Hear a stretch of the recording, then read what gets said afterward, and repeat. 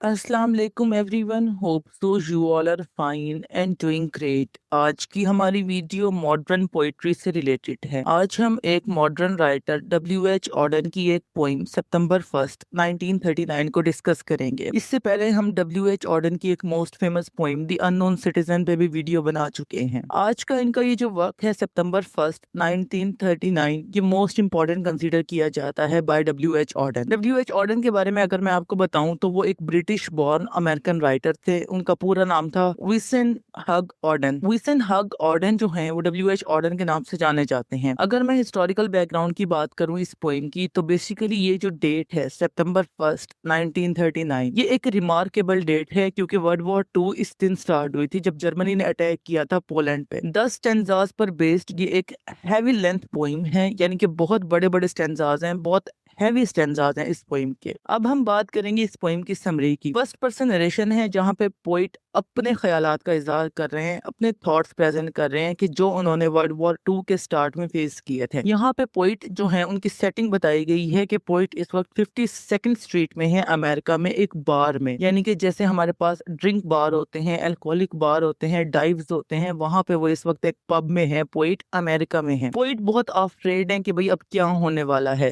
क्योंकि अटैक हो चुका है जर्मनी की तरफ से पोलैंड पर। अब ये जो वॉर स्टार्ट हो गई है, इसका अंजाम क्या होगा, ये अब किस तरफ हमें लेके जाएगी, क्या फ्यूचर होगा हमारा। अब यहाँ पे वो कहते हैं कि मैं उम्मीद करता हूँ कि काश हिटलर और मुसोलिनी के दरमियान कोई निगोसिएशन हो जाए, लेकिन ऐसा होता नहीं है। मेरी ये जो क्लेवर होप्स हैं ये एक्सपायर हो जाती हैं। अब हर तरफ एक एंगर और फियर है इस जमीन पर। From the lighted region to the moony area, यानी जहाँ पे सूरज है और जहाँ पे चांद है, यानी कि जमीन के दोनों हिस्सों पर इस वर्ल्ड वॉर 2 की वजह से एक फियर, एक एंगर की वेव क्रिएट हो गई है। हमारी जो प्राइवेट लाइव्स हैं वो हैक होके रह गई हैं, बहुत सारे लोग मर चुके हैं और एक डेडली ओडोर है। जब हर तरफ इतनी मल्टीपल डेथ्स होती हैं, इतनी ज्यादा लोग मरते हैं, तो पूरी पूरी जमीन के ऊपर एक बहुत ज्यादा गंदी स्मेल हो जाती है। वो कहते हैं कि फ्यूचर में ना लोग रिसर्च करेंगे वर्ल्ड वॉर 2 के ऊपर और वो इसकी रियलिटीज को डिस्क्लोज करेंगे कि बेसिकली वर्ल्ड वॉर 2 जो है वो अभी नहीं स्टार्ट हुई थी जब पोलैंड पे अटैक किया गया था बाय हिटलर। ये बहुत पहले स्टार्ट हो चुकी थी जब मार्टिन लूथर किंग, जो कि एक प्रोटेस्टेंट था, क्योंकि उसने एक रेबेलियन थॉट दुनिया को दे दिए थे। उस वक्त कल्चर मैड हो गया था। लोग जो है ना वो लोकेट करेंगे कि हिटलर किस जगह पे पैदा हुआ था। जो हिटलर की बर्थ प्लेस है जिसका नाम है लिंज, लिंज के बारे में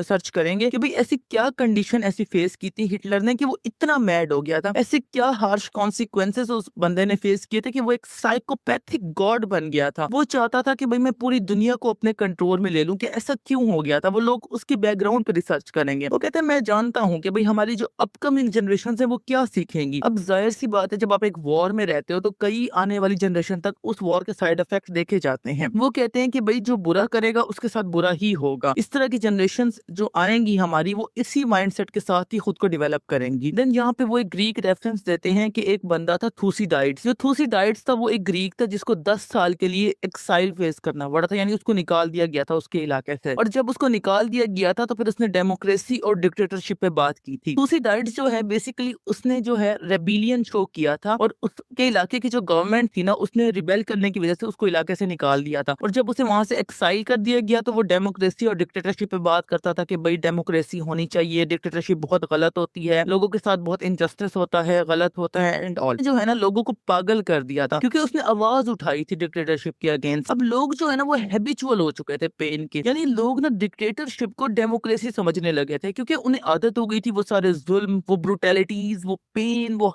हार्डशिप्स फेस करने की। आवाज उठाने की आदत ही नहीं रही थी उनके अंदर। तो जब किसी ने आके उनको बताया कि भाई this is the difference between the democracy and dictatorship, तो फिर लोग अपनी डिग्निटी के लिए खड़े हुए। हिटलर ने प्रॉमिस किया that I will protect the dignity of Germany, यानी कि जो हिटलर है उसके जो एक फोर फादर्स थे, उसकी जो एक अपनी कौम थी, उन पे बहुत जुल्म हुए थे। तो हिटलर ने उस चीज को कैश करवाया और सबसे प्रॉमिस किया कि भाई मैं जर्मन की डिग्निटी को प्रिजर्व करूंगा। देन एक बात आती है that I am not in Europe. ये बात कौन कह रहे हैं? W.H. ऑर्डन है, तो वो ब्रिटिश, लेकिन वो इस वक्त अमेरिका में है। वो कहते हैं मैं यूरोप में नहीं हूँ, मैं एक न्यूट्रल एयर में हूँ, क्योंकि जब वर्ल्ड वॉर 2 स्टार्ट हुई थी उस टाइम पे अमेरिका वर्ल्ड वॉर 2 का पार्ट नहीं था। लेटर ऑन फिर अमेरिका ने ज्वाइन किया था वर्ल्ड वॉर को। तो वो कह रहे हैं कि फिलहाल तो मैं एक न्यूट्रल एयर में हूँ, फिलहाल तो मैं अमेरिका में हूँ। यहाँ पे बड़ी बड़ी बिल्डिंग्स हैं और मुझे ऐसा लग रहा है कि भाई यहाँ पे सब कुछ ठीक है, यहाँ पे कोई ऐसे खतरे वाली बात नहीं है, यहाँ कोई ऐसे इंपीरियलिज्म का कॉन्सेप्ट यहाँ पे नहीं आएगा कि भाई अमेरिका जो है वहां तक वॉर एक्सटेंड हो जाए। वो कहते हैं यहाँ पे जो हर चीज है मेरे अराउंड वो मुझे नॉर्मली लग रही है, यहाँ पे किसी किस्म की कोई डिस्टर्बेंस नहीं है। यहाँ के जो लोग हैं वो एक लाइटेड सराउंडिंग्स में रह रहे हैं, म्यूजिक एंजॉय कर रहे हैं, आसपास अपने अच्छे घरों में रह रहे हैं, यानी कि अच्छा फर्नीचर है, मतलब लाइफस्टाइल अमेरिका में बहुत बेहतरीन है। देन यहाँ पे वो बात करते हैं एक बैले डांसर निजिंस्की की, जो अपनी लवर डियाग्लिव के लिए एक वर्क लिखता है कि भाई मैं डियाग्लिव को अटेन नहीं कर सका और हमें वही चीज पसंद आती है that we can not have, that we can not achieve. तो बेसिकली यहाँ पे एक क्रॉस एंगल दिखाया गया है between the Nijinsky and Diaghilev. अब जो लोग हैं यहाँ पे वो बता रहे हैं कि वो अपने रूटीन वर्क पे जा रहे हैं, अपने प्रोमिसेस फुलफिल कर रहे हैं, that I will not cheat on my wife, मैं बहुत वर्क हार्ड करूंगा, लेकिन उसके बावजूद भी वो डिक्टेटरशिप के आगे घुटने टेक देते हैं। वो कहते हैं क्या हम सब फ्री हैं? अपेरेंटली तो यस,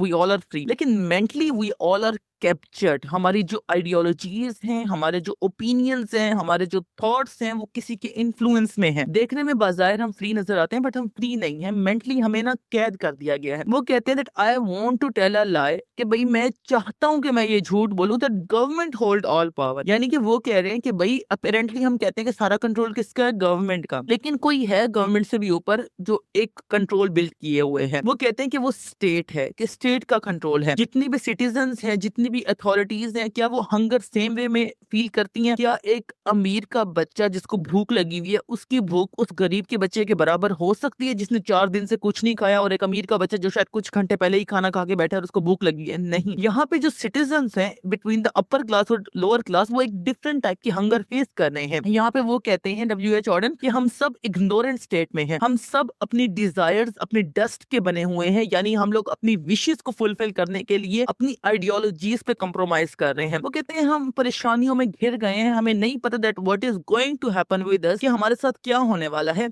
दुनिया में वर्ल्ड वॉर हो गई है, फिलहाल मैं अमेरिका में हूँ, everything is so much neutral, everything is under the normal condition, but आगे क्या होगा? What is going to happen next? So basically this was the poem of WH Auden, सितंबर 1st 1939। मोस्ट इंपॉर्टेंट वर्क है world war 2 के ऊपर, ये एक बहुत बड़ा स्टायर है, और ये जो पोइम है ये डिपिक्ट करती है कि एक नॉर्मल मैन की मेंटल कंडीशन क्या थी जब वर्ल्ड वॉर 2 इम्पोज हो गई, और क्या थॉट्स थे एक नॉर्मल मैन के जो बेसिकली उस वर्ल्ड वॉर 2 को फेस कर रहा था, देख रहा था। तो that's it for today. Thank you so much for your time. Allah Hafiz.